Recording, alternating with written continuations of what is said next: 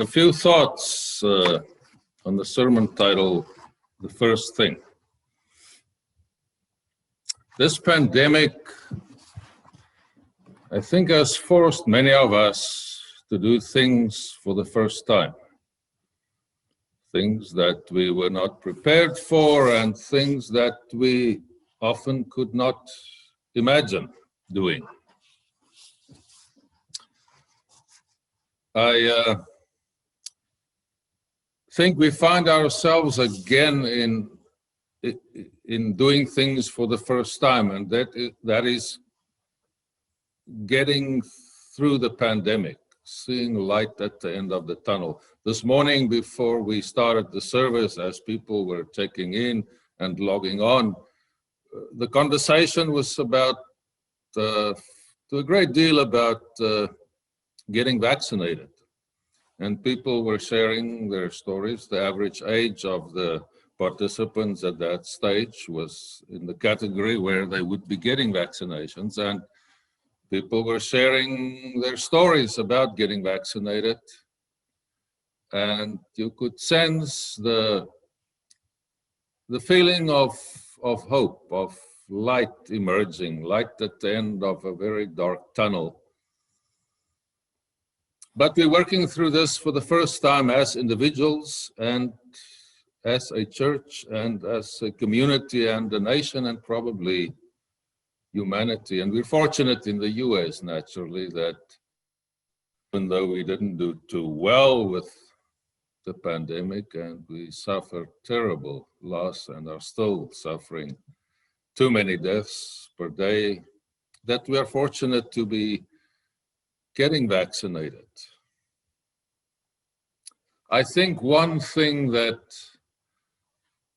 happened as well, at least for me, and I think for many people during the pandemic, was that we were forced to, for the first time probably in a long time, evaluate much of our own lives and life as we know it, normal life, as we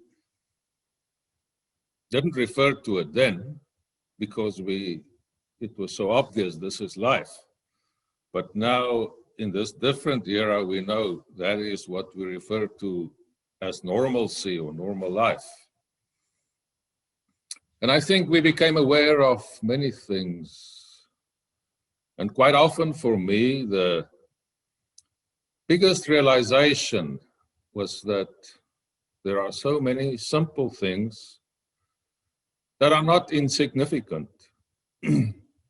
There are things that are small or seemingly totally unimportant, running of the mill stuff that we accept as a given, that so often is so important to sustain us and to make us human.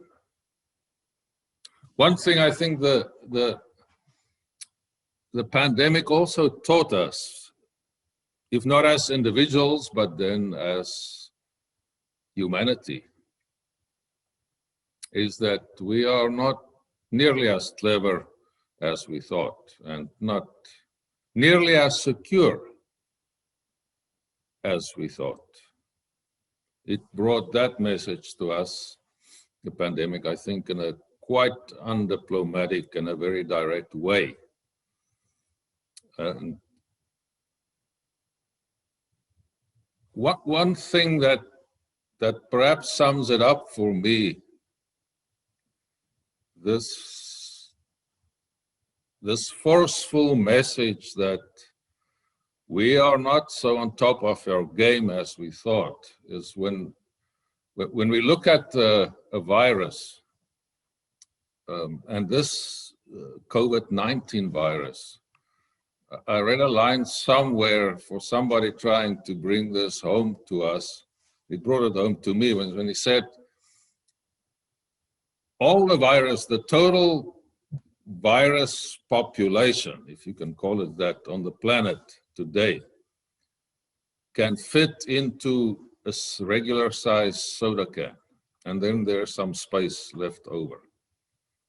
And that small thing, the whole population that can fit into a regular soda can, that brought us as a society to a standstill, if not to our knees. And in this process, I went to a place where I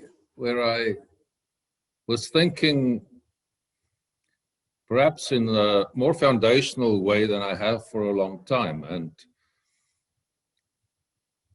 I tried to identify for myself, and especially during the season of Lent, what are the most important things that I think we can change as a society and as humanity, and naturally as individuals, that would make the biggest difference in the world, and that would at least give us a shot of surviving in the long term.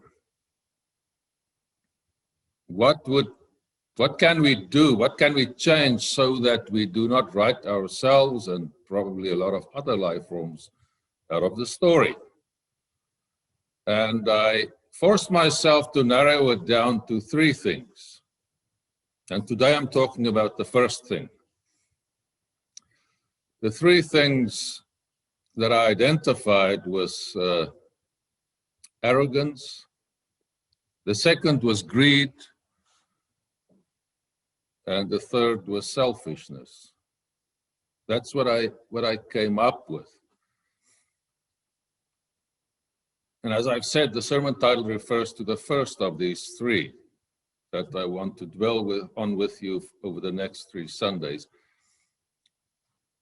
The theme of arrogance, or the characteristic of arrogance that I think is doing a lot of harm, that we can let go of, and in a yin-yang relationship embrace what I think the counterpart is, and that is humility. And perhaps a good place to start is a quote from Karl Popper, the very, very influential philosopher of our era, of the modern era, Karl Popper, who said this beautiful thing, and let me read it to you. And it's not a long philosophical quote or a dissertation, it's just a few lines, but I think I'm going to put this on my, enlarge it and put it in my office to remind myself of, where I find myself in the universe. And Karl Popper said, while differing widely in the various little bits we know, in our infinite ignorance, we are all equal. In our infinite ignorance, we are all equal, no matter how widely we differ in the various little bits we know. And thinking of that, I'm quite often, perhaps I can use the word constantly, saddened by humanity's arrogant swagger that we have, with which we go about our business on this planet. So often we wade with a swagger into intricate and delicate systems, webs of life that we so often, or most often, do not understand, and sometimes that we are not even aware of. Perhaps a few good illustrations is necessary. I was amazed to find that the life form that we know as lichens, these colorful things that we see often in difficult environments, but that exist on rock and on trees, and often on decaying matter, lichens that we've accepted that exist as a symbiotic relationship between fungi and algae, where it's a give-take, and in the end, this form of life do quite well, especially, as I say, in difficult environments. But I think it was last year or the year before, it was discovered that it's not a symbiotic relationship between only lichens and algae. It's actually, it's a three-way relationship. With a new form or a form of a fungi or a fungus that they only recently identified as being involved in this process. And we thought we had it figured for so long. And then what was also to me extremely good news, while also being saddened by this being underplayed so much, was that in some rainforest, and I think it's in Sumatra, I have to check that again, but in some rainforests, they discovered a plant that excretes lithium. And lithium is one of the key elements that we need to stock up on if we want to run the world on batteries and get away from fossil fuels. But I think we are more inclined to do things the old way rather than cultivate these plants. We will destroy some more rainforest rather than cultivate and harvest from these plants. But perhaps for me, the best illustration of how little we really know and why humility is an appropriate way of approaching our existence and our way through and in the world is the fact that we think 85% of all matter in the universe, and there may be multiple universes as well, but let's confine it to the one universe. 85% of it consists of something that scientists and physicists call dark matter. And I think the name that they gave to this probably existing thing, this dark matter, tells us that we really don't know what to make of it. And 85% of the universe consists of that. It reveals to us, I think, just these three examples, and there are literally, I think, millions of them, how much we still have to learn, not even to contemplate how much we have to try to get to understand. And I think it is appropriate, therefore, for us as humans and as societies to practice good science. Because at the heart of the scientific enterprise, of the scientific method, there is the acceptance and the firm belief that you do not offer absolute truths, but that you offer conditional truths, and that everything is up for revision on a constant basis. And so that what we think we know at this stage, or at any stage in the scientific enterprise, gives us an approximation of reality. This is what we think reality is like. But at the heart of good science, there is an essential humility and the knowledge we may be wrong. We may be totally wrong. And it is perhaps good for us as Christians, as members of the church, as members of a tradition that profess to try and follow in the footsteps of Jesus and that profess to find guidance in our sacred text, to listen with humility to our text, to be open to the wisdom that we find there, of previous generations who have walked this earth and professed a relationship with God and tried to share some of that wisdom. Not in perfect form because they were human. Shared that and brought manuscripts and a rich tradition to us.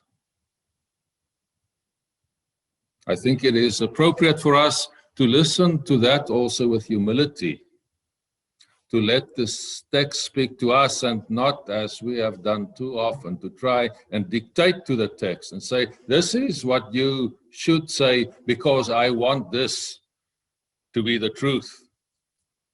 And I want to claim this as God saying this, for God to speak the truth that I really want to speak.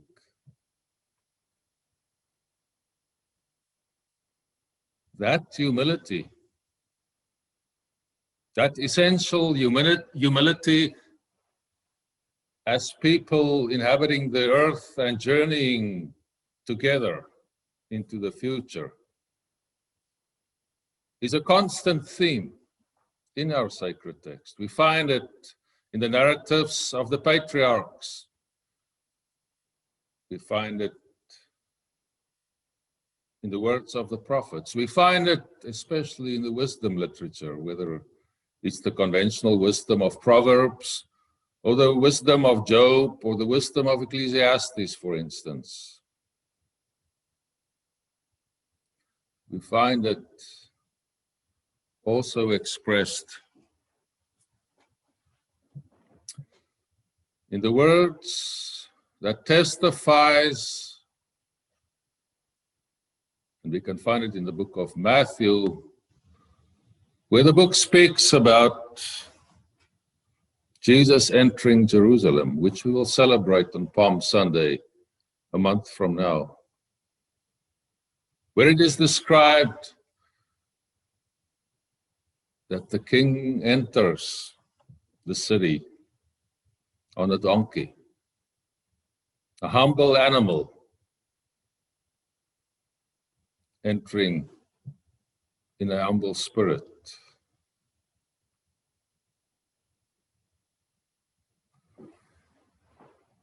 I was surprised when I did my thinking about Lent and what I think I could share with you, not as great revelations, but as something perhaps to ponder in my inadequate and small contribution to try and play a role in influencing us to think foundationally about our place in the world.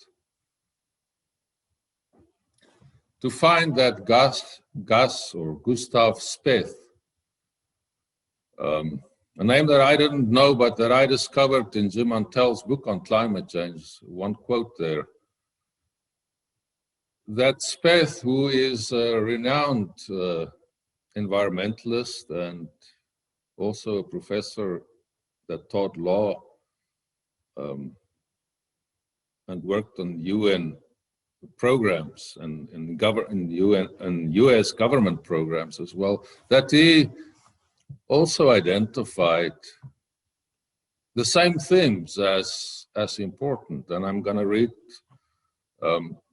part of that quote that I found in the book on climate change. Gus Speth said, "The main threats to the environment are not biodiversity loss, pollution,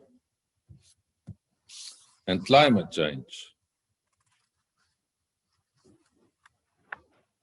As I once thought, they are selfishness and greed and pride. And for that, we need a spiritual and a cultural transformation. Greed, selfishness, pride. So you can forget everything that I say. Because what do I know? But this guy, Gus Speth, hear what he has to say then. And the words of Gus Speth is perhaps enlightening, but to me also disturbing. Because I think the church is especially well equipped and at the same time simultaneously ill-equipped to accept this call and this challenge to lead the world in this cultural and spiritual transformation.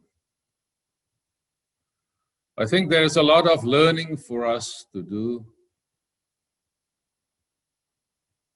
to once more assume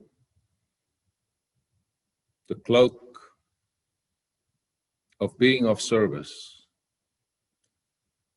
the mantle of servanthood, so that we can walk humbly with our God again, as God's people, following the one that rode into Jerusalem on the donkey, in the spirit of humility. And perhaps the words of Wendell Berry that he wrote in the Art of the Commonplace, the Agrarian Essays, is a good place to linger in our minds and hearts as we exit the sermon.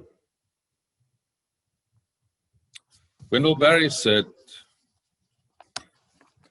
"We must abandon arrogance and stand in awe.